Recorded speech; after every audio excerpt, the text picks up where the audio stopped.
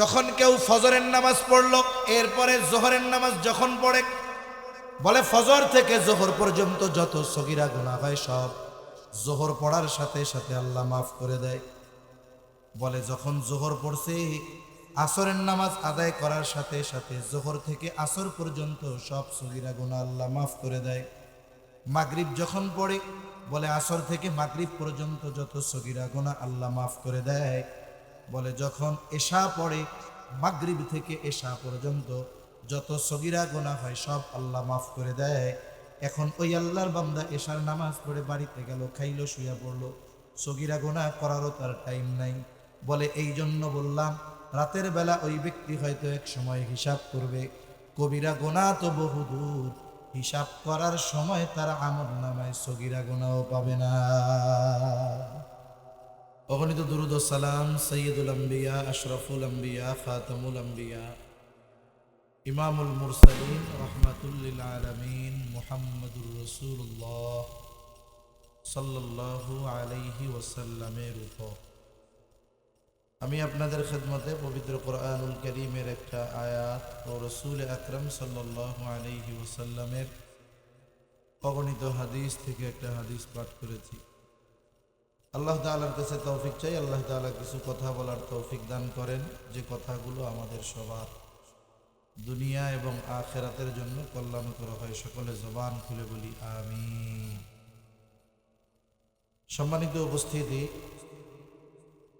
আল্লাহ সুবহানাহু ওয়া তাআলা কোরআনুল কারীমের মধ্যে আমাদেরকে মুত্তাকি হওয়ার জন্য বলেছেন।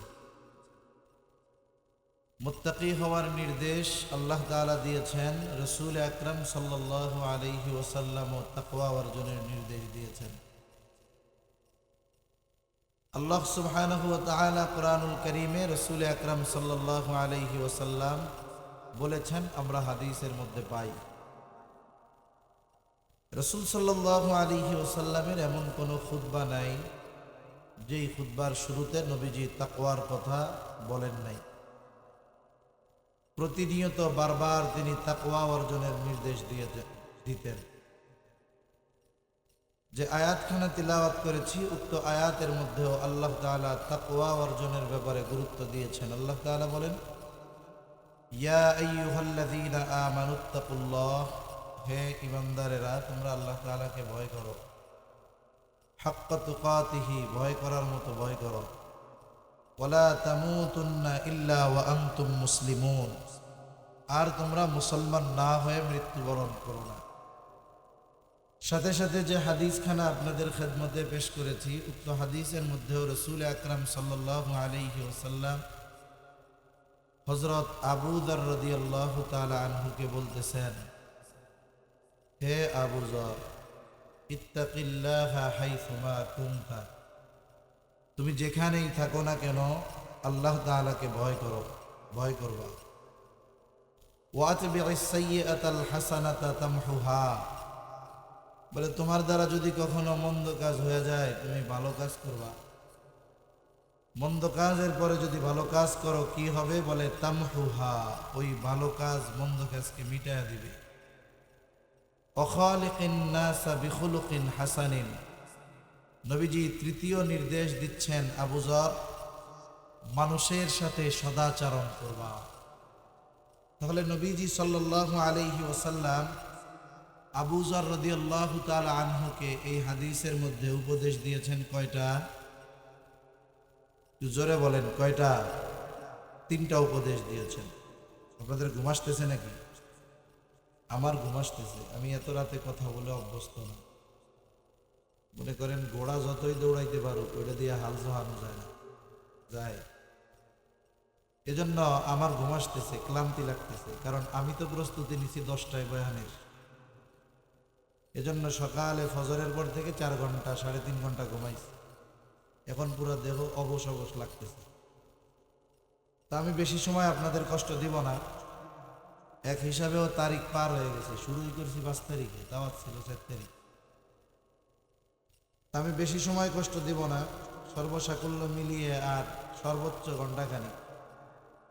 এরপরেও অনলবর্ষী একজন ওয়ায়েজ আছে, উনি আপনাদের নিয়ে আলোচনা করে দোয়া করবে ইনশাআল্লাহ। 12টা বাজে, ধরেন একটা 5-7 এর মধ্যে আমি শেষ করে দেবো ইনশাআল্লাহ। তা অল্প কিছু সময় একটু খেয়াল দিয়ে শোনা যাবে তো ইনশাআল্লাহ? আল্লাহ তৌফিক দান করেন বলি আমিন। এটা তাকবীর দেন, নারায়ে তাকবীর, নারায়ে তাকবীর।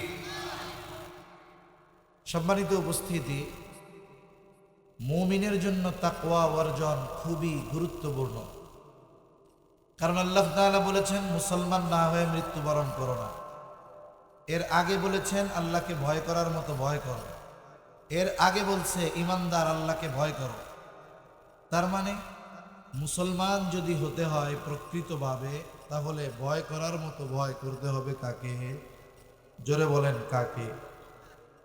তাকওয়া শব্দটা আল্লাহ তাআলা কোরআনুল কারীমের মধ্যে কখনো সমগ্র মানব জাতিকে উদ্দেশ্য করে অর্জন করতে বলেছেন, কখনো শুধু ঈমানদারদেরকে উদ্দেশ্য করে আল্লাহ তাআলা তাকওয়া অর্জনের নির্দেশ দিয়েছেন।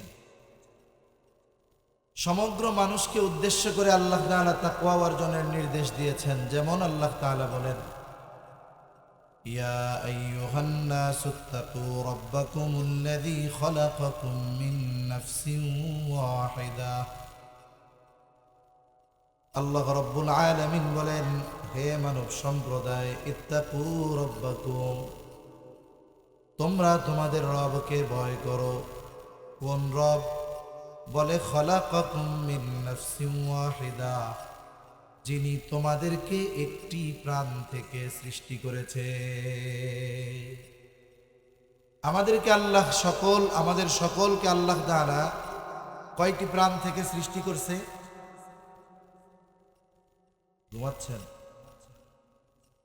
কয়টা প্রাণ থেকে? আপনাদেরকে এমন কিছু জিজ্ঞাসা করছি যা খুব কঠিন। জিজ্ঞাসা করলাম, বলার পরে জিজ্ঞাসা করলাম, তা আপনাদের থেকে যদি ফিডব্যাক এরকম আসে তাহলে আমার জন্য কথা বলা কঠিন। কয়টি প্রাণ থেকে আল্লাহ আমাদের সৃষ্টি করেছেন?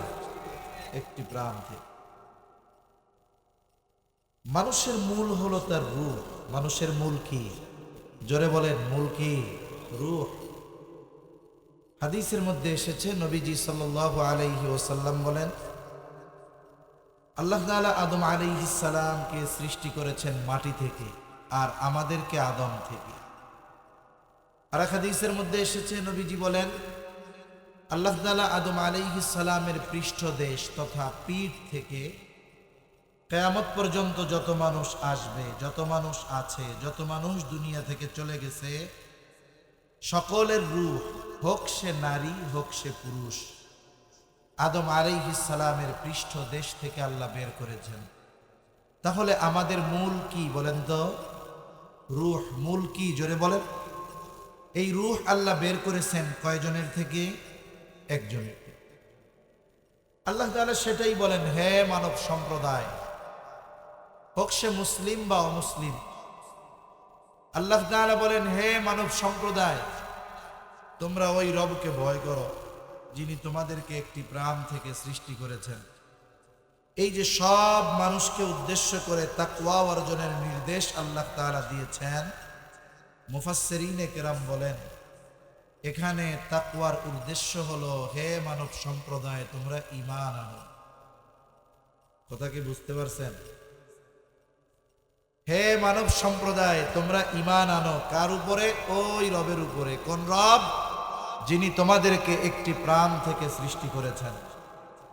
এজন্য তাকওয়ার সর্বনিম্ন স্তর হলো ঈমান আনা। যখন কেউ ঈমান আনে সেও মুত্তাকি। তবে আল্লাহ তাআলা ঈমানদার, ঈমান আনার পরে আবার তাকওয়া অর্জনের নির্দেশ কেন দিলেন? আল্লাহ তাআলা ঈমানদারদেরকে উদ্দেশ্য করে তাকওয়া অর্জনের নির্দেশ দিয়েছেন। আল্লাহ তাআলা বলেন, ইয়া আইয়ুহাল্লাযীনা আমানুত্তাকুল্লাহ। আল্লাহ তাআলা বলেন, হে ঈমানদারেরা, তোমরা মুত্তাকি হও। ঈমানদারদেরকে আল্লাহ তাআলা তাকওয়া অর্জনের নির্দেশ দিয়েছেন। এখানে কোন তাকওয়া? বলে কোরআনুল কারীমের মধ্যে তাকওয়া শব্দের এক অর্থ হলো ভয় করা, আর এক অর্থ হলো বিরত থাকা। তাহলে আল্লাহ তাআলাকে ভয় করার কথা বলা হচ্ছে। বলে সাধারণত মানুষ অপর আর একটা মানুষকে দুইটা কারণে ভয় করে। কয় কারণে? এক নাম্বার, সমাজের সবচাইতে খারাপ মানুষটাকে মানুষ ভয় করে। সন্ত্রাসী, ক্যাডার, খারাপ, ওকে মানুষ ভয় করে কি করে না? আবার সমাজের সবচাইতে সম্মানিত মানুষটাকেও মানুষ ভয় করে।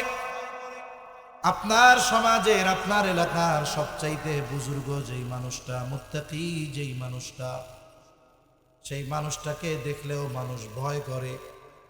বলে দুইজন যুবক রাস্তায় দাঁড়িয়ে সিগারেট খাচ্ছে, হঠাৎ দেখলো মাদ্রাসার মুহতামিম সাহেব যায়। এক যুবক দেখা মাত্রই হাতের সিগারেটটা ফালায় দেয়। পাশের জন বলতেছে, কি ব্যাপার, তুমি এত 20 টাকা দিয়ে সিগারেটটা কিনলাম, ফালায় দিলা কেন? বলে ওই যে দেখো হুজুর আসতেছে। হুজুর? হুজুর কি তোমারে মারবে নাকি? হুজুরের কি তোমাকে কিছু বলবে নাকি? বলে হুজুর কিছু বলবে না ঠিক, কিন্তু হুজুর সম্মানিত মানুষ, ওনার সামনে অন্যায় করতে আমার ভয় লাগে। তার মানে খারাপ মানুষকেও মানুষ ভয় পায়। বলে ভালো মানুষকেও মানুষ ভয় পায়। কিন্তু বলেন তো, এই দুই ভয় পাওয়া একরকম নাকি? খারাপ মানুষকে মানুষ যে ভয় পায়, এই ভয়ের সাথে থাকে ঘৃণা। কি থাকে? ঘৃণা থাকে। আর ভালো মানুষকে ভয় পায়, বলে এর মধ্যে থাকে সম্মান, শ্রদ্ধা, মোহাব্বত, ভালোবাসা। বান্দা আল্লাহ তাআলাকে ভয় পাবে, বলে এই ভয়ের সাথে থাকবে মোহাব্বত, এই ভয়ের সাথে থাকবে ভালোবাসা। তার মানে বান্দা আল্লাহ তাআলার আজমতের দিকে খেয়াল করে আল্লাহকে ভালোবেসে ভয় করবে। তাহলে তাকওয়া শব্দের এক অর্থ ভয় করা, আর এক অর্থ বলে বিরত থাকা। কিসের থেকে? বলে আল্লাহ তাআলা যেগুলো থেকে আমাদের বেঁচে থাকতে বলেছেন বা যেগুলো নিষেধ করেছেন, এই নিষেধগুলো থেকে বেঁচে থাকার নাম হলো তাকওয়া। এই দুই অর্থের সমন্বয় যদি ঘটানো হয়, অর্থটা কি হবে? বলে তাকওয়া শব্দের অর্থ হলো আল্লাহ তাআলাকে ভালোবেসে ভয় করে তার নিষেধ সমূহ থেকে বেঁচে থাকার নাম হলো তাকওয়া। যেই মুমিন আল্লাহকে ভালোবেসে আল্লাহ তাআলার নিষেধ সমূহ থেকে বেঁচে থাকে, তার নাম হলো মুত্তাকি। তাহলে এই মুত্তাকি হওয়া প্রত্যেকটা মুমিনের জন্য দরকার কি দরকার না? কারা কারা হইতে চাই? এত জায়গায় নারায়ে তাকবীর, নারায়ে তাকবীর, মাশাআল্লাহ। তাহলে আমরা সবাই আল্লাহকে ভালোবেসে আল্লাহর নিষেধ সমূহ থেকে বাঁচতে চাই। এখন কথা হলো, বাঁচবো কেমনে? আল্লাহ সুবহানাহু ওয়া তাআলা বড় মেহেরবান। তিনি শুধু বান্দাকে কোনো বিষয়ের আদেশ করেন এমনটা নয়, বরং আদেশ করার সাথে সাথে ওই আদেশ বাস্তবায়নের পদ্ধতিও বলে দেন কে? আরো জোরে বলেন কে? আল্লাহ। মনে করেন একটা মানুষ জীবনে আপনাদের এলাকা থেকে ঢাকায় যায় নাই, ঢাকা তো বহুদূর, জীবনে সে কোনোদিন সিরাজগঞ্জ যায় নাই। আপনি যদি হঠাৎ করে তাকে আদেশ দেন আগামীকাল সকাল বেলায় তোমার ঢাকা যাওয়া লাগবে, বলেন তো তার জন্য ঢাকা যাওয়া সহজ মনে হবে না কঠিন মনে হবে? সে চিন্তিত, বলে না পারবো না, হারায় যাবো, আমারে মানুষজন ধইরা নিয়ে যাবে, গুম করে ফেলবে। আপনি বললেন তোমার কোনো চিন্তা নাই, সকালবেলায় তোমাকে আমি বাসে উঠায়া দিব অথবা ট্রেনে উঠায়া দিব, যেই জায়গায় বসায়া দিব, যেই বগিতে বসায়া দিব ওইখানে বসে থাকবা। ট্রেন যত দূরেই যাক কমলাপুর পার হইতে পারবে না, ঠিক কিনা বলে? কমলাপুর যাবার পর তোমার নামা লাগবে না, এই জায়গা থেকে তোমাকে অমুকে রিসিভ করে নিয়ে যাবে। তোমার কাজ হইল শুধু ট্রেনে উঠে বসে থাকা, তোমারে নিয়ে যাওয়ার দায়িত্ব দেওয়া আছে ওই জায়গায়।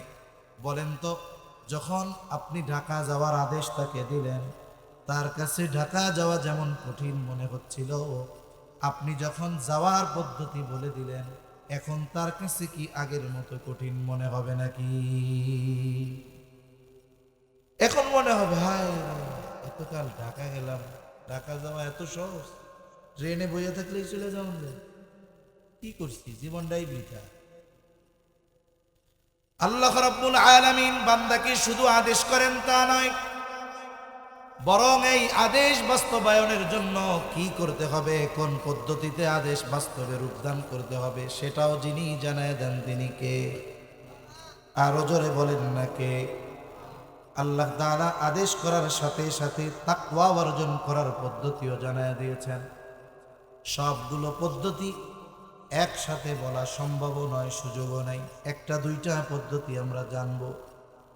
এক নম্বর পদ্ধতি, আল্লাহ তাআলা বলেন, ইয়া আইয়ুহাল্লাযীনা আমানুত্তাকুল্লাহ। আল্লাহ রাব্বুল আলামিন বলেন, হে ঈমানদারেরা তোমরা মুত্তাকি হও। কে আছেন জবাব দিতে পারবেন সামনে মুত্তাকি কাকে বলে? কে পারবেন? কে কেউ আছে পারবেন? মুত্তাকি কারে বলে? একজনও পারবেন না। জিন্দা মানুষের সামনে ওয়াজ করি না, মরা মানুষের সামনে। এই জন্য মুত্তাকি কারে বলে পারবেন না। তাকওয়া কারে বলে? কে পারবেন? তাকওয়া আমি বলছি না একটু আগে, দুইটা অর্থ সহকারে মিলাইয়া সহকারে বলছি। কে বলতে পারবেন তাকওয়া কারে বলে? কে আছেন কেউ? যে পারবেন হাত উঁচা করেন, দাঁড়ায় এখন। কে পারবেন? কে? হ্যাঁ মুরব্বী, আপনি বৈশাই বলেন, বলেন যে বলেন, আমি যেভাবে বলছি এইভাবে বলেন। কে পারবেন? হ্যাঁ কাম হইছে। আমি বলছি যে আল্লাহকে ভালোবেসে ভয় করে তার নিষেধ সমূহ থেকে বেঁচে থাকার নাম তাকওয়া। আর যেই ব্যক্তি আল্লাহকে ভালোবেসে আল্লাহর নিষেধ সমূহ থেকে বেঁচে থাকে ওই ব্যক্তি হলো মুত্তাকি। এবার বলা যাবে না? ঠিক আছে, খেয়াল রেখে। একটা না ওয়াজ আমি করবার পারি না। এভাবে জিজ্ঞাসা করলে আমি এতক্ষণ বক বক করলাম, যে আপনারা খেয়াল না করেন তাহলে আমার তো কষ্ট হইতেছে। এমনি সময় করলে যা কষ্ট হইতো এখন ঠান্ডায় কষ্ট আরো বেশি হইতো, গলা এমনি ডাউন ডাউন হয়ে যায়। তাহলে খেয়াল রাখবো আমরা ইনশাআল্লাহ। আল্লাহ তাআলা বলেন, হে ঈমানদারেরা তোমরা মুত্তাকি হও। আমরা জিজ্ঞাসা করলাম, আল্লাহ কেমন করে মুত্তাকি হব? আল্লাহ তাআলা কেমন যেন জবাব দিয়ে বলেন, ওয়াকুনু মা'আস সাদিকিন। আল্লাহ রাব্বুল আলামিন বলেন, তোমরা সত্যবাদীদের সঙ্গী হয়ে যাও, সত্যবাদীদের সঙ্গ নাও। আল্লাহ তাআলা আবেদিন বলেন নাই, জাকিরিন বলেন নাই। কেন সাদিকিন বলেছেন? সাদিকিন বলার কারণ হলো বাস্তবেই যেই ব্যক্তি সাদিক হতে পারে, যে সাদিকিনদের অন্তর্ভুক্ত হয়, বলে তার মধ্যে জাকিরের গুণ থাকে, আবেদের গুণ থাকে, বাকি সমস্ত ভালো গুণ তার মধ্যে পাওয়া যায়। বিধায় ওই ব্যক্তির উপাধি হলো সাদিক। ঠিক কিনা বলে? এই জন্য মূল কথা হলো ভালো মানুষের সঙ্গী হয়ে যাও, ভালো মানুষের সঙ্গী হয়ে যাও। এজন্য সঙ্গের একটা প্রভাব আছে। গ্রামের ভাষায় বলে সঙ্গ ভাসে, সঙ্গ দোষে লোহাও ভাসে। আবার আর একটা প্রবাদ আছে, সৎ সঙ্গ স্বর্গবাস, অসৎ সঙ্গ সর্বনাশ। এই জন্য ভালো মানুষের সাথে মানুষ যদি মিশে তার মধ্যে ভালো গুণ প্রবেশ করে, খারাপ মানুষের সাথে যদি মিশে তাহলে তার মধ্যে খারাপ গুণ প্রবেশ করে। আপনি যদি আতরওয়ালার দোকানে যান, আতরওয়ালারে বন্ধু বানান, বলে আতর না কিনলেও আতরের ঘ্রাণ গায়ে লাগবে কি লাগবে না? আবার যদি বিড়িখোররে বন্ধু বানান, আপনার খাওয়া লাগবে না, সে আপনার পাশে বিড়ি ধূমপান করবে, বলে আপনার গোটা গা গন্ধ হয়ে যাবে। তার মানে ভালো মানুষের সঙ্গ মানুষকে ভালো বানায়, খারাপ মানুষের সঙ্গ মানুষকে খারাপ বানায়। নামাজির সঙ্গ মানুষকে নামাজি বানায়, বেনামাজির সঙ্গ মানুষকে বেনামাজি বানায়। সত্যবাদীর সঙ্গ মানুষকে সত্যবাদী বানায়, মিথ্যাবাদীর সঙ্গ মানুষকে মিথ্যাবাদী বানায়। এজন্য কিছু গুণ আছে যেগুলো টাকা দিয়ে কিনতে পাওয়া যায় না, যেগুলো জোর করে নেওয়া যায় না। এই সত্যবাদীদের সঙ্গ অর্জনের মাধ্যমে তার থেকে এই তাকওয়া অর্জনের গুণ এটা অর্জন করা যায়। লোহা যত শক্ত হোক না কেন, লোহার মধ্যে অন্য লোহাকে আকর্ষণ করার মতো শক্তি ওর নাই, কিন্তু চম্বুক ও লোহারে আকর্ষণ করতে পারে। চম্বুকের চাইতে লোহা অনেক শক্ত। একটা লোহা যদি চম্বুককে বাড়ি দেওয়া হয় লোহা দিয়ে, মুহূর্তের ভিতরে চম্বুক ভেঙে যাবে। এখন লোহা যদি ক্ষমতা খাটায় বলে তোর চাইতে আমি শক্তিশালী বেশি, এখন তোর মধ্যে যে গুণ আছে আমার দে, নাহলে কিন্তু তোর মাইরা ভাড়ায় ফেলবে। বলেন তো, লোহা দিয়ে পিটাইয়া চম্বুকরে টুকরা টুকরা করে ফেলাইলেও চম্বুকের গুণ লোহার মধ্যে যাবে? যাবে। লোহা যদি একটু নমনীয় হয়, চম্বুকের সঙ্গ গ্রহণ করে, বলে 1 মাস 1.5 মাস 20 দিন 30 দিন 40 দিন যদি লোহার টুকরা চম্বুকের সাথে লেগে থাকে, 1 মাস পর লোহাটাকে চম্বুকের কাছ থেকে ছুটায় নিবেন। এরপরে অন্য লোহার দিকে যদি ধরা হয়, দেখা যাবে এই লোহাটা চম্বুকের গুণ অর্জন করেছে, অন্য লোহাকে তার দিকে আকর্ষণ করে নিয়ে আসে। এজন্য আমরা যদি ভালো মানুষ হইতে চাই, তাহলে আমার চেয়ে ভালো কমপক্ষে যে তার সাথে আমাকে মিশতে হবে। এটা স্কুলে হোক, কলেজে হোক, ভার্সিটিতে হোক, অফিসে হোক, যে কোনো জায়গায়। তাহলে মুত্তাকি হওয়ার প্রথম পদ্ধতি হলো সত্যবাদীদের সঙ্গী হয়ে যাও। 2 নাম্বার পদ্ধতি, আল্লাহ তাআলা বলেন ইয়া আইয়ুহাল্লাযীনা আমানুত্তাকুল্লাহ। আল্লাহ তাআলা বলেন হে ঈমানদারেরা তোমরা মুত্তাকি হও। আমরা জিজ্ঞাসা করলাম আল্লাহ কেমন করে মুত্তাকি হব? আল্লাহ তাআলা বলেন ওয়াল তানজুর নাফসুম মা কদ্দামাত লিগাদ। আল্লাহ তাআলা বলেন তুমি তোমার নিজের দিকে নজর দাও, আগামীর জন্য তুমি কি প্রেরণ করেছ। আল্লাহ তাআলা কি বলেন? তুমি নিজের দিকে নজর দাও, আগামীর জন্য তুমি কি প্রেরণ করেছো। আগামী মানে ভবিষ্যৎ।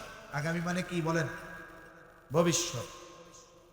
ভবিষ্যৎ এটা একটা হলো সুনিশ্চিত ভবিষ্যৎ, আর একটা হলো অনিশ্চিত ভবিষ্যৎ। একটা হলো অনিশ্চিত ভবিষ্যৎ, আর একটা হলো সুনিশ্চিত ভবিষ্যৎ। বলে সুনিশ্চিত ভবিষ্যৎ নিয়ে আমাদের কোনো চিন্তা নাই, টেনশন নাই, কিন্তু চিন্তা বেশি অনিশ্চিত ভবিষ্যৎ নিয়ে। বলে অনিশ্চিত ভবিষ্যৎ কোনটা? একটা উদাহরণ দিলে বুঝতে সহজ হবে। মনে করেন একটা ছেলে সরকারি চাকরি পাইছে, বয়স তার 22 বছর। বলেন তো এই ছেলেটা কয় বছর পর্যন্ত সরকারি চাকরি করতে পারবে? কয় বছর? ইয়াও জানেন? 60 বছর না 62 বছর? 60 বছর। 22 বছর বয়সে চাকরি শুরু, বলে চাকরি করতে পারবে 62 বছর পর্যন্ত। 22 বছরে যখন তার চাকরি শুরু, তার বেতন শুরু, বলেন তো সরকার তাকে যা বেতন দিবে পুরাটাই দিয়ে দেয় না কিছু কেটে রাখে? কেটে রাখে। বেতনের পরিমাণের উপরে নির্ভর করে একটা পার্সেন্ট কাটতে থাকে। বলে কেন কাটে?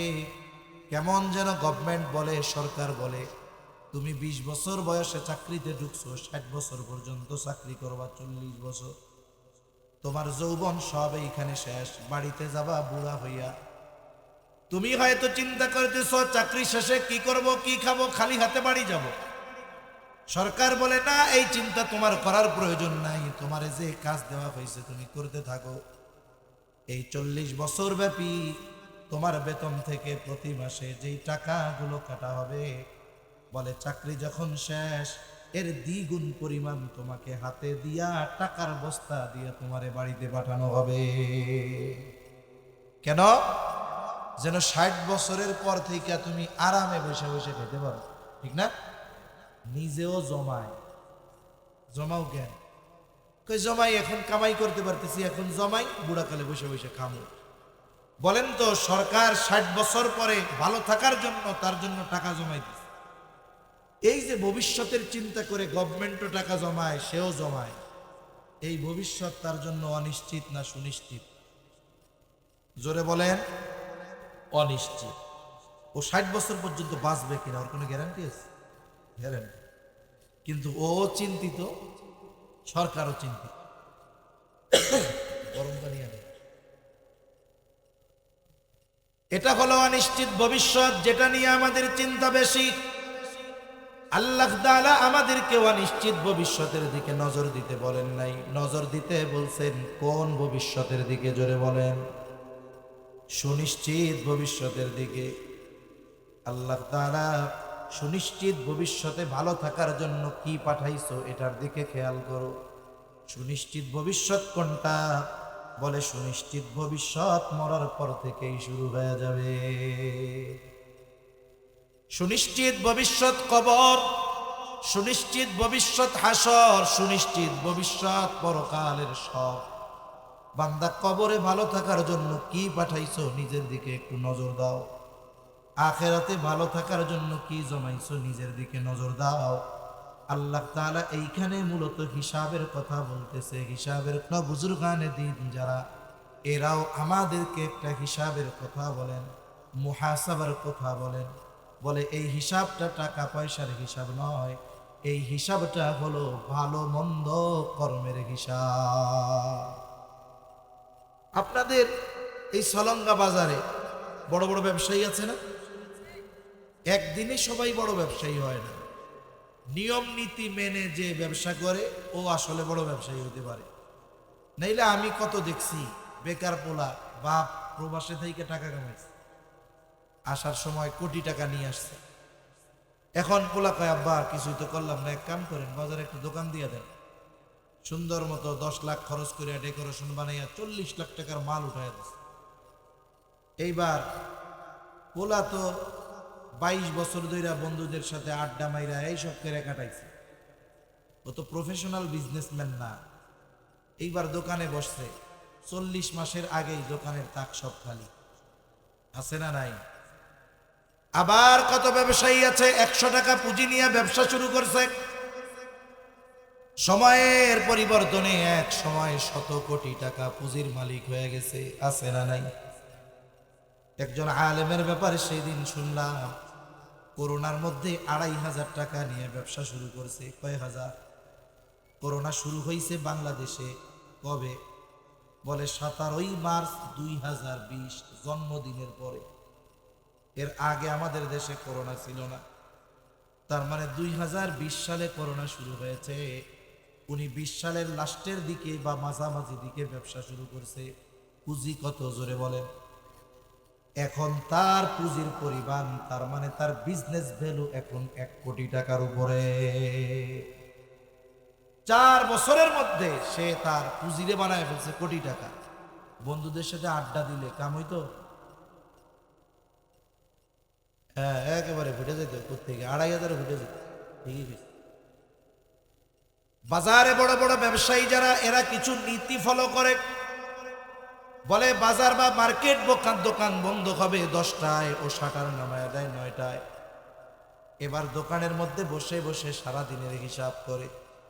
1 নম্বর হিসাব করে আজকে বাকি নগদ মিলে বেচা কেনা কত। 2 নম্বর হিসাব করে মাল কিনলো কত টাকা। 3 নম্বর হিসাব করে আলাদাভাবে বাকি গেছে কত। 4 নম্বর হিসাব করে তার বিক্রয়ের উপরে আজকে লাভ হইল কত। মনে করেন যে যে ব্যবসা করে সে সেই ব্যবসার বিক্রয়ের উপরে কত লাভ হলো এটা বলতে পারে কি পারে না? মুদি দোকানদাররে গিয়া জিজ্ঞাসা করবেন, তোমার এই মালগুলো যদি 1 লাখ নগদ বিক্রি হয় লাভ কত হবে? ও যা বলবে হয়তো তার 19-20 হতে পারে। সিমেন্টের ব্যবসায়ীরে গিয়া জিজ্ঞাসা করবেন 1 লাখ বিক্রি হলে লাভ কত? ও যা বলবে লাভ তার সমান সমানই হবে। মনে করেন তার ব্যবসায় 1 লাখ বিক্রি হলে লাভ হয় 20,000। কয় হাজার? 20,000। বাকির খাতার দিকে তাকায় দেখে বাকি গেছে আজকে 25,000 বা 30,000। বলেন তো আজকের দিনের 20,000 লাভ তার পকেটে না পাবলিকের পকেটে? শুধু লাভ না ঘাটের টাকাও গেছে কিছু। এই গতিতে যদি 1 মাস ব্যবসা চলে, ব্যবসা লাল বাতি জ্বলতে টাইম লাগবে না। এই অবস্থা পর্যবেক্ষণ করে ব্যবসায়ী এবার তার কর্মচারীদের বলে, শোনো, আমার বাকি 1 লাখ বেচা লাগবে না, নগদ আমার 50,000 বেচা কেনা হোক, তবে বিক্রি হবে নগদ। আমার বাপও যদি বাকি চায় 1 টাকাও বাকি নেই। বাকি বেচা 20,000 লাভ না কইরা নগদ বেচা 10,000 লাভ করা ভালো। আমার আব্বাও যদি আগামীকাল থেকে 1 টাকা বাকি চায়, বাকি হবে না। এটা বলে দোকানে তালা মেরে বাড়িতে চলে গেল। বলে এই যে আধা ঘন্টা 1 ঘন্টার হিসাব, এর দ্বারা কি হলো? বলে আগামী দিন ব্যবসা কোন পদ্ধতিতে পরিচালিত হবে, এই হিসাবের কারণে সে তার কর্মপন্থা নির্ধারণ করতে পারল। ও যদি রাত্রে এই হিসাব না করতো, ওর কি এইসব হিসাব থাকতো মাথার মধ্যে? এই বিজনেস প্ল্যান প্রতিনিয়ত পরিবর্তন হইতো হইতো বছর শেষে একটানে হিসাব দিতে যায়, দেখতো রে আল্লাহ, আমার বাকি হলো 1 কোটি, বাকি 1 কোটি। হাল খাতা দিয়ে মিষ্টি খেয়ে যায়, মাগার টাকা দেয় না পাবলিক, এত খারাপ। তাহলে যেই ব্যবসায়ী দৈনিক হিসাব করে, সে সফল ব্যবসায়ী হতে পারে, ঠিক কিনা বলে? বুজুর্গানে দিন আমাদেরকেও হিসাবের কথা বলেন, তবে টাকা পয়সার হিসাব নয়। বলে রাতের বেলায় ঘুমানোর সময় বালিশটা যখন মাথায় লাগাবে, আমরা তো এখন মোবাইলটা নিয়ে ঘুমাইতে যাই। আসলে চিকিৎসা বিজ্ঞানও বলে, মোবাইল যদি ঘুমানোর সময় কাছে রাখা হয় ক্ষতি হয়। কমপক্ষে 6 ফুট দূরে রাখার দরকার। মোবাইলটা দূরে রেখে বিছানায় যখন শুবে, মাথাটা বালিশের সাথে লাগায় একটু চিন্তা করবে, আজকের দিনে আমার ভালো কাজ কত, মন্দ কাজ কত। আমি যদি চোখ বন্ধ করে 5টা মিনিট সময় নেই, আমার সারা দিনের ভালো আর মন্দ কাজের হিসাব আমি বলে দিতে পারবো। মনে করেন একটা লোক এই চিন্তা করে হিসাব করছে যে আজকে আমার ভালো কাজ কয়টা আর মন্দ কাজ কয়টা। এখন হিসাব করে দেখে মন্দ কাজ এতগুলো, ভালো কাজ এই কয়টা। মানুষ রাতের বেলা যখন শোয়, তার ব্রেনটা তখন একেবারে নিউট্রাল থাকে। তখন কি হয়? বলে এইবার সে তার মাথার মধ্যে যেই চিন্তা ঢোকাবে, ওই প্রভাব তার মধ্যে আসবে। এখনো চিন্তা ঢুকাইছে কি? যে গুনাহ আর নেকির হিসাব করতেছে, দুনিয়ার তো কোনো চিন্তা নেই, ঠিক না? এখন হয়তো তার মধ্যে এই চিন্তা আসবে, আহারে একদিনের হিসাবে পাহাড় পরিমাণ গুনাহ, এই জায়গায় সওয়াবের কোনো খবর নাই। গোটা হায়াতটা যদি এমন হয়, আমার যদি গুনার পাহাড় হয় আর নেকি যদি অল্প হয়, আল্লাহ না করুক এই রাতটাই যদি আমার জীবনের শেষ রাত হয়ে যায়, কিয়ামতের ময়দানে আল্লাহর সামনে আমাকে গুনার বোঝা নিয়ে দাঁড়াতে হবে। হয়তো তার এই চিন্তা পরকালের চিন্তা, এই হিসাবের কারণে পরকালের চিন্তা তাকে হয়তো তাওবার ব্যাপারে উদ্বুদ্ধ করবে। সে হয়তো চিন্তা করবে, আরে আজ রাত যদি শেষ রাত হয়ে যায়, হতেই তো পারে। কারণ কত সুস্থ মানুষ রাতের বেলা ঘুমাতে গেছে, সকালে আর ঘুম ভাঙে না। এজন্য ঘুমকে বলা হয় আন্নাউমু কাল মাউত। ঘুম হলো মৃত্যুর মতো। রাতে যখন ঘুমাই, ঘুম ভাঙলে সকাল, না ভাঙলে পরকাল। ওর মধ্যে চিন্তা আসছে, আরে জীবনটা যদি শেষ হয়ে যায় রাত্রে, তাইলে তো আগামীকাল আমার জাহান্নামীদের তালিকায় নাম থাকবে। এই যে পরকালের ভয়, ও হয়তো এই চিন্তা করে আল্লাহর কাছে একাকী নীরবে নিভৃতে তওবা করে, বলে আল্লাহ, অতীতে যত গুনাহ করেছি সব গুনাহ মাফ করে দেন, আর আমি করব না, ভবিষ্যতে আর গুনাহ করব না। খালেস তওবা করে সে রাতে ঘুমাতে গেল। এই ঘুম যদি আল্লাহ না করুন তার জীবনের শেষ ঘুম হয়ে যায়, কাল কিয়ামতের ময়দানে ওই ব্যক্তি আশা করা যায় আমল নামায় গুনাহ শূন্য অবস্থায় আল্লাহর সামনে হাজির হবে। কারণ মানুষের কোন কথা, কোন চিন্তা জীবন পরিবর্তনের কারণ হতে পারে, এটা বলা যায় না। বলা যায়? বলা যায়। দেখেন না, বড় গাড়ি কলার শুকলায় ব্রেক করছে, উপরে স্লিপ খাইছে, অবস্থা খারাপ। এই ছোট্ট একটা কলার চুকলার কারণে বড় দুর্ঘটনা হইতে পারে। এই জন্য ছোট ছোট চিন্তা কাজ এটা জীবন পরিবর্তনের কারণ হতে পারে। পারে কি পারে না বলে? বনি ইসরাইলের এক জালেম ছিল, আব্দুল্লাহ ইবনে মাসউদ রাদিয়াল্লাহু তাআলা আনহু বলেন, তার নাম ছিল কিফিল। তিনি বলেন, নবীজি এই জালেমের ঘটনা একবার দুইবার না, বারবার বারবার আমাদেরকে নবীজি শোনায়েছেন। বলে, বনি ইসরাইলে এক জালেম ছিল, তার নাম হলো কিফিল। এমন কোন গুনাহ নাই, এমন কোন পাপ নাই সে করে নাই। সকল ধরনের পাপ সে করত। তার পাপগুলার মধ্যে একটা পাপ, বলে সে মানুষকে সুদের উপরে টাকা দিত। আসেনি সুদ কর আপনাকে ওইদিকে? সুদের উপরে টাকা দিত। বলে ব্যাংকে কি সুদ, কিছু কিছু এলাকার মহিলারা তার চাইতে বড় সুদ খোর। স্বামী মসজিদে নামাজ পড়ে বউরে লাগাই দিছে, তুই সুদে টাকা লাগা। ঘরে ঘরে রন্ধ্রে রন্ধ্রে, শয়তান যেমন রক্তে রক্তে, ওই রকম সুদও মোটামুটি ওই অবস্থায় পৌঁছায় যাইতেছে। আল্লাহ এই সুদের গজব থেকে আমাদের হেফাজত করুক বলি আমিন। জালেম কিফিলের কাছে একজন মহিলা গেছে, দরিদ্র মহিলা, গিয়া বলে, কিফিল আমার কিছু টাকা খুব প্রয়োজন, তুমি আমারে কিছু টাকা কর্জ দাও, ধার দাও। যারা সুদ খায় আল্লাহ তাআলা এদের হৃদয়কে কঠোর বানায় দেয়। এরা মানুষের বিপদে কখনো সহযোগিতা করে না। জালেম কিফিল তার কাছে আইসা মহিলা বলে, মহিলা আমারে কিছু টাকা ধার দাও। কিফিল আমারে কিছু টাকা ধার দাও। সুদখোরের কাছে টাকা ধার চাইতে গেলে সে দিবে না। আপনি 1000 টাকা চাইবেন যে দে, বিকালবেলা দিয়ে দিব না। আর একজনে পাঠাইবেন যে 10,000 টাকা সুদে দে, তোর সপ্তাহে সপ্তাহে লাভ, হাঁটায় হাঁটায় লাভ।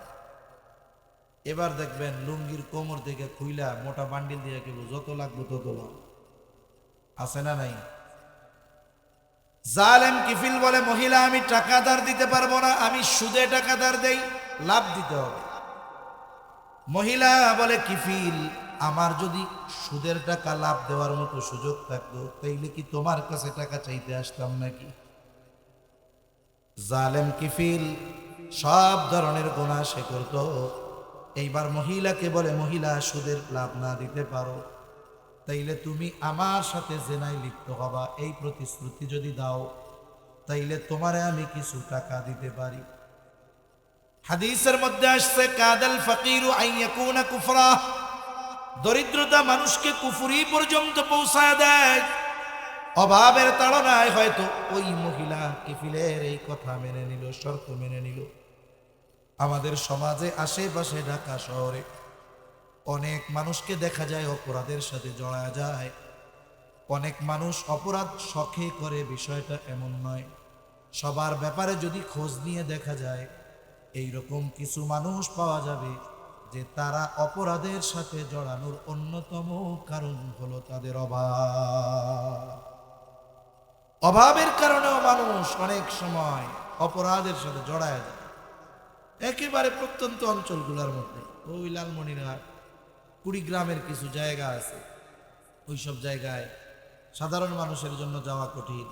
পার্বত্য অঞ্চলের মধ্যে যেসব জায়গায় হেঁটে চলাচল করা কঠিন, ওই সমস্ত জায়গায় মানুষের অভাব, সুযোগ সুবিধার অভাব, এই বিষয়গুলোকে কাজে লাগিয়ে খ্রিস্টান মিশনারি ওদের ওই জায়গায় গিয়ে 5,000 10,000 টাকা দিয়ে মানুষের ঈমান কিনে নেয়। এটা কেন করে? বলে অভাবের কারণে করে। ঠিক কিনা বলে? মহিলা হয়তো অভাবের কারণে, প্রয়োজন ছিল এই কারণে শর্তে রাজি হয়ে গেছে। নির্ধারিত দিনে জালেম কিফিল মহিলার বাড়িতে হাজির হয়ে গেছে। জালেম কিফিল তার চাহিদা পূরণের জন্য প্রস্তুত। অপর দিক দিয়া মহিলা থরথর করে কাঁপে আর কান্না করে। একজন গেছে আনন্দ করতে, আর একজনের পরিস্থিতি যদি এমন হয় কেমন হবে? কিফিল বলে, মহিলা কান্না করো কেন, কাঁপো কেন? আমি কি তোমাকে কোনো জোর জবরদস্তি করেছি নাকি? তুমি তো শর্তে রাজি হয়ে আমার কাছ থেকে টাকা আনছো, এখন কেন কান্না করো? মহিলা বলে, কিফিল এর পূর্বে আমি কোনোদিন এই ধরনের পাপের সাথে জড়াই নাই। আমি আল্লাহর ভয়ে কান্না করি, আমি যদি তোমার সাথে জেনা করবার পর মারা যাই, আল্লাহ তাআলার সামনে একজন জেনাকারিনী হিসাবে আমাকে উপস্থিত হওয়া লাগবে। ও কিফিল, আমি আল্লাহর ভয়ে কান্না করি। কিফিল বলে, তুমি ইতিপূর্বে আর করো নাই? বলে না। রাজি হইছো কেন? বলে অভাবের কারণে। আচ্ছা ঠিক আছে, তুমি যেহেতু এই ধরনের পাপের সাথে আর জড়াও নাই, যাও, আমি তোমারে যে টাকা দিছিলাম মাফ করে দিলাম। 60 দিরহাম কর্জ দিয়েছিল সুদের উপরে, বলে যাও, এটা তোমারে আমি সাদাকা করে দিলাম, মাফ করে দিলাম। আর কিফিল বলতেছে, মহিলা শুনে নাও, আমিও ওয়াদা করলাম আজকে থেকে আমি আর আল্লাহর নাফরমানি করব না। হয়তো ও চিন্তা করছে মহিলা অভাবে পড়া একটা পাপ করার জন্য শিকার হয়েছে, এখনো করে নাই, তাই তার এত ভয়। আর আমি এমন কোনো পাপ নাই করি নাই, তাহলে আমার অবস্থা কি হওয়া দরকার? হয়তো এই চিন্তা কিফিলের অন্তরের পরিবর্তন করে দিয়েছে। কিফিল মহিলাকে টাকা মাফ করে আর নাফরমানি করবে না, এই প্রতিশ্রুতি দিয়ে বাড়িতে চলে গেল কিফিল। ঘটনাক্রমে রাতের বেলায় কিফিল মারা গেল। জালেম মারা গেলে মানুষ খুশি হয়, কারণ কিফিলের তওবার খবর কেউ জানে না, কিন্তু জানেন কে? আরো জোরে বলেন না কে? ঘটনাক্রমে কিফিল রাতের বেলা মারা গেছে। মানুষেরা আনন্দিত, কিফিল মারা গেছে, জালেম মারা গেছে, ভালো হয়েছে। আমরাও দেখি মাঝে মধ্যে, ফেসবুকে দেখি, অনলাইনে দেখি, আরে কিছু মানুষের মৃত্যুর খবর যখন হয়, হোন্ডা অ্যাক্সিডেন্টে মরে, রোড অ্যাক্সিডেন্টে মরে, ক্রসফায়ারে মরে, গুলি খেয়ে মরে। মানুষ মরলে তার ব্যাপারে শোকাহত হওয়ার কথা ছিল, ইন্না লিল্লাহ বলার কথা ছিল, কিন্তু তার মৃত্যুর খবরে ইন্না লিল্লাহ না বইলা পড়ে আলহামদুলিল্লাহ। এরকম মানুষ আছে না এখনো দুনিয়ায়? ও মরলে মানুষ বেজার হওয়ার চাইতে ওর মরণে মানুষ আরো খুশি হয় বেশি। খারাপ মানুষ মরলে মানুষ খুশি হয়, বলে কিফিল মরছে, ভালো হইছে, ভালো হইছে। কিফিলের তওবার খবর জানে কে? আল্লাহ তাআলা কিফিলের দরজার উপরে লেখা দিছে কুদরতি ভাবে, কদ গফারাল্লাহু লিল কিফ। আরে তোমরা কিফিল রে জালেম বইলো না, কিফিলকে আল্লাহ তাআলা ক্ষমা করে দিয়েছে, এবং কিফিল জান্নাতের বাসিন্দা, তারে তোমরা জালেম বইলো না, কারণ কিফিলকে মাফ করে দিয়েছে কে? তাহলে দেখুন, যে মানুষ যত বড় পাপী হোক না কেন, একটা কথা, একটা চিন্তা তার জীবন পরিবর্তনের কারণ হয়ে যেতে পারে। এজন্য আমরা মুহাসাবা করব, হিসাব করব প্রতিদিন রাত্রে, যে আজকে আমার ভালো কাজ কয়টা, মন্দ কাজ কয়টা। যদি এটাকে আমি কন্টিনিউ করতে পারি, ধারাবাহিকভাবে করতে পারি, একটা সময় কি হবে, কবিরা গোনা তো খুঁজাই পাবে না, সগীরা গোনাও খুঁজা পাবে না। এখন বলতে পারেন যে এত বড় বুজুর্গ কে হইল যে রাত্রে শুইয়া হিসাব করবে আর তার সগীরা গোনা নাই? মনে করেন যখন কেউ ফজরের নামাজ পড়ল, এরপরে জোহরের নামাজ যখন পড়ে, বলে ফজর থেকে জোহর পর্যন্ত যত সগীরা গুনাহ হয় সব জোহর পড়ার সাথে সাথে আল্লাহ মাফ করে দেয়। বলে যখন জোহর পড়ছে, আসরের নামাজ আদায় করার সাথে সাথে জোহর থেকে আসর পর্যন্ত সব সগীরা গুনাহ আল্লাহ মাফ করে দেয়। মাগরিব যখন পড়ে, বলে আসর থেকে মাগরিব পর্যন্ত যত সগীরা গুনাহ আল্লাহ মাফ করে দেয়। বলে যখন এশা পড়ে, মাগরিব থেকে এশা পর্যন্ত যত সগীরা গুনাহ হয় সব আল্লাহ মাফ করে দেয়। এখন ওই আল্লাহর বান্দা এশার নামাজ পড়ে বাড়িতে গেল, খাইলো, শুয়া পড়লো, সগীরা গুনাহ করারও তার টাইম নাই। বলে এই জন্য বললাম, রাতের বেলা ওই ব্যক্তি হয়তো এক সময় হিসাব করবে, কবিরা গুনাহ তো বহুদূর, হিসাব করার সময় তার আমল নামায় সগীরা গুনাহও পাবে না। এজন্য আমাদের আখিরাতে ভালো থাকার জন্য কি পাঠাচ্ছি, এই হিসাব করার দরকার আছে না নাই? সেজন্য আমরা নেক আমল করব, গুনার থেকে বাঁচব, আল্লাহ তৌফিক দান করেন। আচ্ছা, মনে করেন একটা ছেলে মোবাইল দেখতেছে, মোবাইলের মধ্যে গান দেখে, নাচ দেখে। এখন তার আব্বা মোটামুটি মুসল্লি মানুষ, নামাজি মানুষ, তার দিকে আসে আর কয়, কি দেখোস তুই, কি দেখোস? বলেন তো ও কি বলবে? আব্বা আসেন, সিনেমা দেখতেছি, আমিও দেখেন আপনিও দেখেন, আমিও দেখি আপনিও দেখেন, এ কথা বলবে? বরং তাড়াতাড়ি কাইটে দিয়া ওয়াজ চালায় দিয়া বলবে, বাবা ওয়াজ দেখতেছি আব্বা। এখন বলেন তো, সে যে দেখতেছে, আব্বা আসার পরে পাল্টাইয়া ওয়াজ চালায় দিল কেন? এক নাম্বার হলো ভয়, দুই নাম্বার হলো লজ্জা। হায় হায়, আমি এই আদা ল্যাংটা নাচ দেখতেছি, এটা যদি আব্বা দেখে কি লজ্জা। আর একটা হলো আব্বা দেখে ফেলবে, ভয়। তাহলে আমরা বাপের ভয়ে, আত্মীয় স্বজন দেখে ফেলবে এই ভয়ে খারাপ কাজ করি না। বলেন তো, বাপরে যত ভয় করি আর লজ্জা করি, তার চাইতে আল্লাহকে বেশি ভয় করতে হবে না? বেশি লজ্জা করতে হবে না? ইমানদার সবচাইতে বেশি লজ্জাশীল হবে আল্লাহর ব্যাপারে, ভয়ের ব্যাপারে সবচাইতে বেশি ভয় করবে আল্লাহকে। কিন্তু আমরা মানুষকে ভয় করি, আল্লাহকে ভয় করি না। মানুষের দেখাকে ভয় করি, আল্লাহর দেখাকে ভয় করি না। মানুষ তো সামনে দেখে তো পেছনে দেখে না, কাছে দেখে তো দূরে দেখে না, সামনে দেখে তো পাশে দেখে না। কিন্তু এই পৃথিবীতে এমন একটু জায়গা আছে যেখানে গিয়ে গুনাহ করলে, কিছু করলে আল্লাহ দেখবে না, আছে নাকি?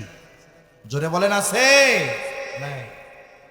হযরত লোকমান একজন প্রখ্যাত বুজুর্গ ব্যক্তি, উনি নবী ছিলেন না। আল্লাহ তাআলা ওনার কথা কোরআনে বর্ণনা করেছেন এবং ওনার নামে একটা সূরাও আছে, সূরা লোকমান। এই সূরার মধ্যে হযরত লোকমান তার সন্তানকে বেশ কিছু উপদেশ দিয়েছে। এই উপদেশগুলো আল্লাহ তাআলার খুব পছন্দ হয়েছে। আল্লাহ তাআলা এই উপদেশগুলো কোরআনুল কারীমে নাযিল করেছেন। এর মধ্যে একটা উপদেশ, ইয়া বুনাইয়া ইন্নাহা ইন তাকু মিসকালা হাববাতিন মিন খারদালিন ফাতাকুন ফি সখরাতিন আও ফিস সামাওয়াতি আও ফিল আরদি ইয়াতি বিহাল্লাহ। হযরত লোকমান তার সন্তানকে বলে, হে আমার বৎস, ইন্নাহা ইন তাকু মিসকালা হাববাতিন মিন খারদালিন ফাতাকুন ফি সখরাতিন।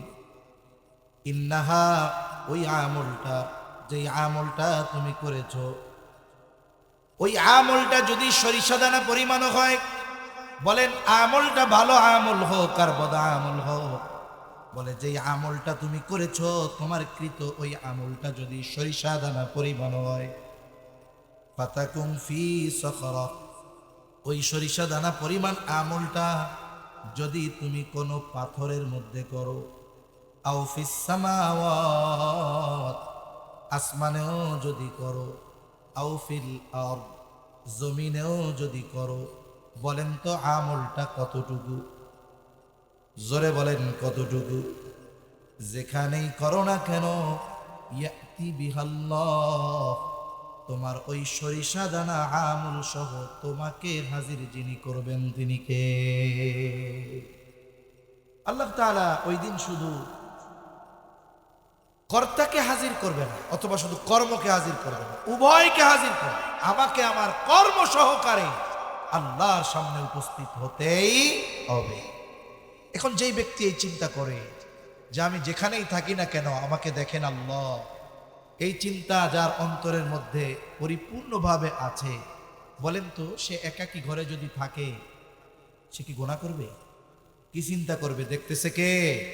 কারণ সে বাবার দেখার চাইতে আল্লাহর দেখাকে বেশি ভয় করে। এই চিন্তাগুলো ছাড়া আমাদের মুত্তাকি হওয়া সম্ভব নয়। এখন আসুন, আপনি গুনাহ ছাড়বেন, দুনিয়ার মজার জিনিস। আল্লাহ দুনিয়ায় কি লাভ দিবে আপনার? আখেরাতের লাভ থাক, আখেরাতেই তো লাভের অভাব নাই, দুনিয়ায় কি দিবে? দুনিয়ায় মানুষ যদি দুইটা জিনিসের গ্যারান্টি পায় তার আর কোনো টেনশন নেই। একটা হলো বিপদ আপদে যদি পড়ি ওই বিপদ থেকে বের হওয়ার রাস্তা তৈরি হইতে হবে। দুই নাম্বার, রিজক, জীবন উপকরণ, এ পৃথিবীতে চলতে, দুনিয়ার হায়াতে চলতে যা কিছু প্রয়োজন সব রিজক। এই দুইটা যদি যতটুকু প্রয়োজন ততটুকুর ব্যবস্থা হয়ে যায়, ওই ব্যক্তির আর কোনো টেনশন আছে? আমরা খাই কেন বলেন তো? কেন খাই? কি জন্য খাই? কিন্তু ক্ষুধা নিবারণের জন্য।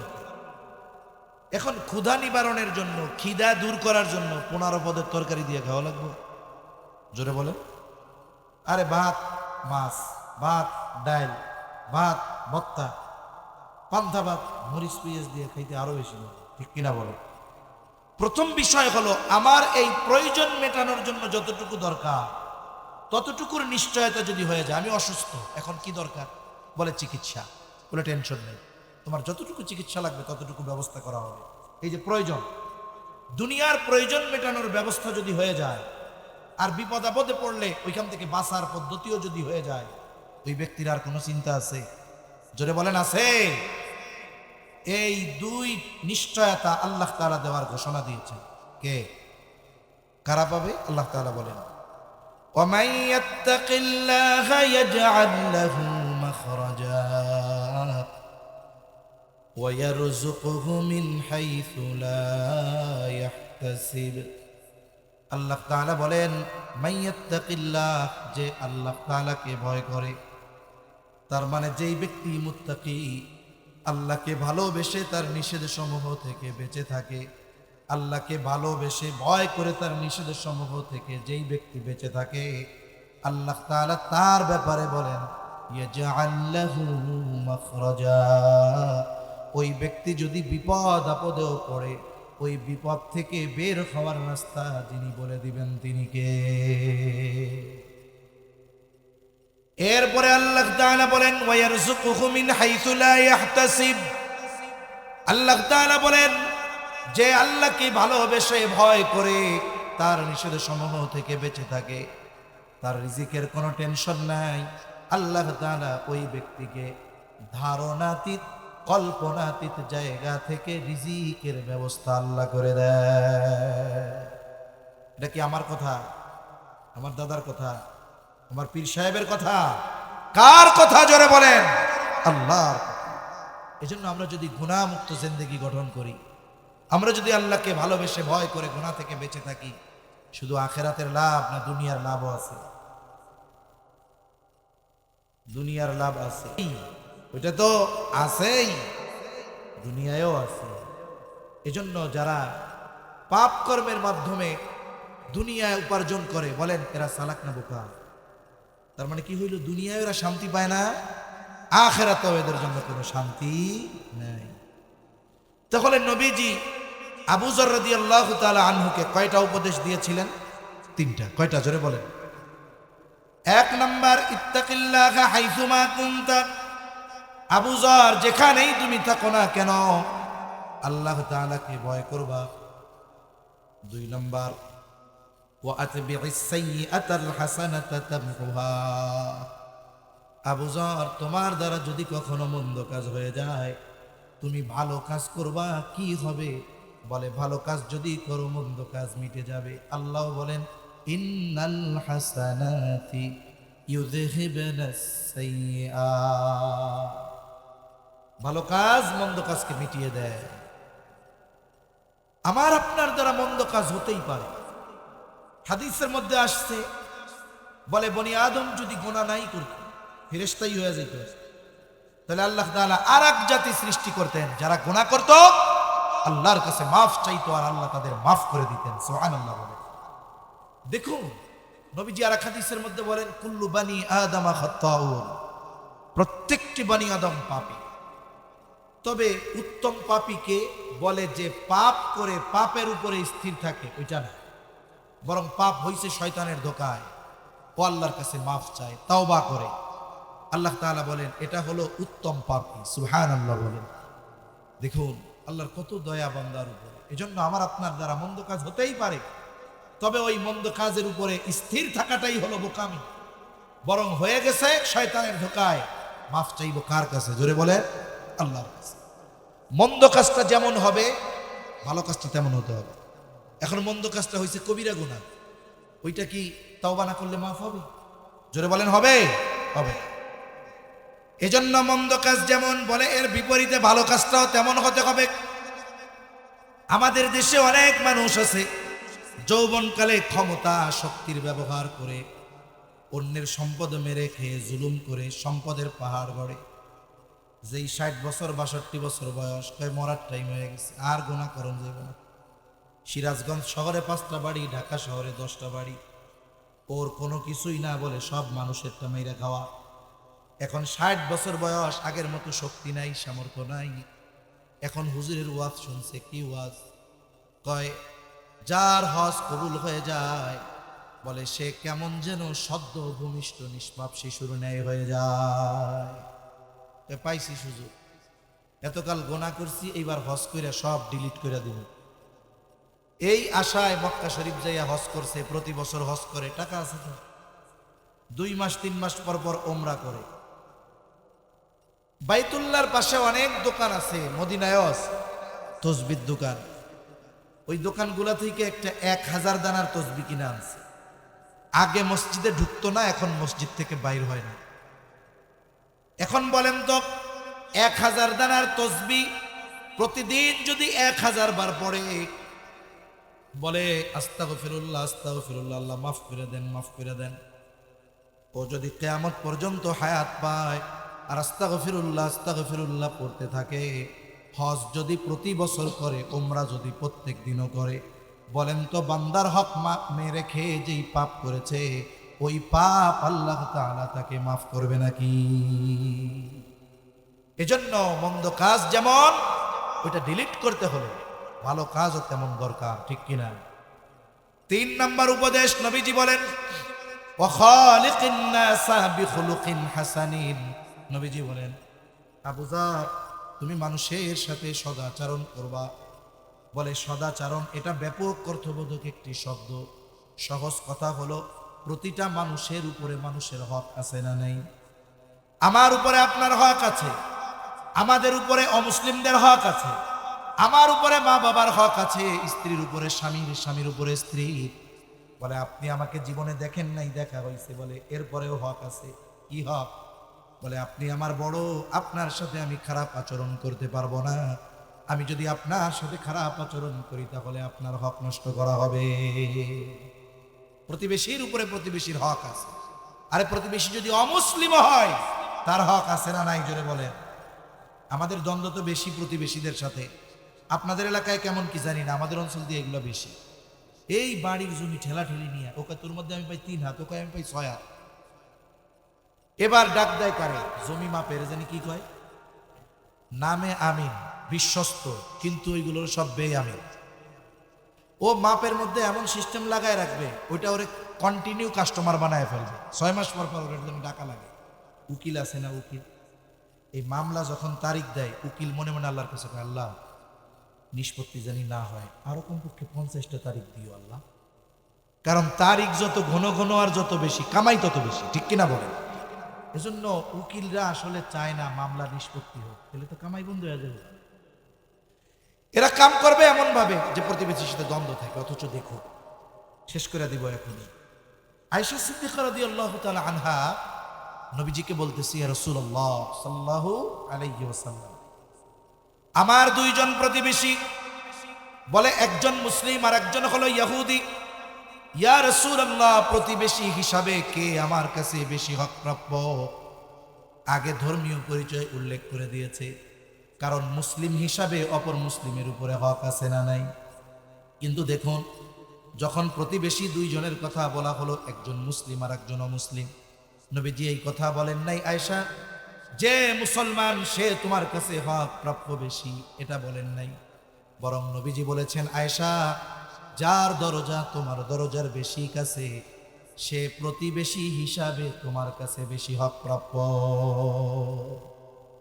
এজন্য সদাচরণ মানে, বলে আপনার আমার কাছে যে যেমন হক প্রাপ্য, তাকে তার ওই রকম হক প্রদান করার নামই হলো সদাচরণ। আল্লাহ তাআলা আমাদেরকে পরিপূর্ণ সদাচরণকারী হওয়ার তৌফিক দান করেন, সকলে বলি আমিন। ছোট্ট 3টি উপদেশ, কিন্তু এর মধ্যে অনেক গুরুত্বপূর্ণ শিক্ষা। বুজুর্গানে দিন বলেন, এখানে আল্লাহর হকের শিক্ষা আছে, ব্যক্তিগত মানুষের নিজের হকের শিক্ষা আছে, সাধারণ মানুষের হকের শিক্ষা আছে। কেমনে? বলে আল্লাহর হক কি? আল্লাহরই ইবাদত করা, তার সাথে কারো শিরক না করা, এটা কার হক? এখন যে ব্যক্তি মুত্তাকি, আল্লাহকে ভয় করে, মহব্বত করে, ভালোবাসে, ভয় করে, আল্লাহর নিষেধ সমূহ থেকে বেঁচে থাকে, বলেন তো ও কি আল্লাহর আদেশ নিষেধ বাদ দিবে? ও কি আল্লাহর সাথে শিরিক করবে? অন্য কারো ইবাদত করবে? তার মানে যে মুত্তাকি বাস্তবে সেই পরিপূর্ণভাবে আল্লাহর হক আদায় করে। এরপরে নবীজি বললেন, তোমার দ্বারা পাপ হইলে তুমি কি করবা? ভালো কাজ করবা। এটা আমরা আমাদের উপরে জুলুম করি। এখন বলতে পারেন, হুজুর আমি তো আমার কোনোদিন লাঠি দিয়া পিটাই নাই, তাহলে নিজের উপরে জুলুম করলাম কেমনে? এই যে রজব মাস চলতেছে, রজব মাস হারাম মাস সমূহের একটি মাস, সম্মানিত 4টি মাসের একটি মাস। এই মাসগুলোতে আল্লাহর নির্দেশনা কি? আল্লাহ তাআলা বলেন, এই মাসগুলোতে তোমরা কি করবা না? ফালা তাযলিমু ফীহিন্না আনফুসাকুম। এই হারাম মাস সমূহের মধ্যে তোমরা নিজেদের উপরে নিজেরা জুলুম করবা না। মানুষ নিজের উপরে নিজের জুলুম করে কেমনে? পিটাইয়া না, বলে গুনাহ করার মাধ্যমে। আমি আপনি যখন গুনাহ করি তখন আমি আমার আপনার উপরে জুলুম করি। আমি গুনাহ করি না, আমার উপরে আমি জুলুম করি। এখন আমি যদি তাওবা করি তাহলে কি হবে? গুনাহ কি হয়ে যাবে? মাফ হয়ে যাবে। তার মানে আমি আমার হক আদায় করলাম। আর মানুষের হকের কথা তো বললাম। তাহলে এই গুরুত্বপূর্ণ হাদিসের আলোকে আমরা আমল করব, বলেন ইনশাআল্লাহ। আল্লাহকে ভয় করবো সবসময়। মন্দ কাজ হয়ে যদিও যায়, সাথে সাথে ভালো কাজ করবো। মুরব্বীর সাথে খারাপ আচরণ হয়েছে, সাথে সাথে মাফ চাবো, ভুল হয়ে গেছে। আর মানুষ যে যেমনটা হক আমার আপনার কাছে পায়, তাকে তেমন হক আদায় করব। আল্লাহ সুবহানাহু ওয়া তাআলা আমাদের সবাইকে নবীজির এই সুন্দর নসিহতের আলোকে জীবন সাজানোর তৌফিক দান করেন। সকলে বলি আমিন। ওয়া আখিরু দাওয়ানা আনিল হামদুলিল্লাহি রাব্বিল আলামিন। আসসালামু আলাইকুম ওয়া রাহমাতুল্লাহি ওয়া বারাকাতুহু।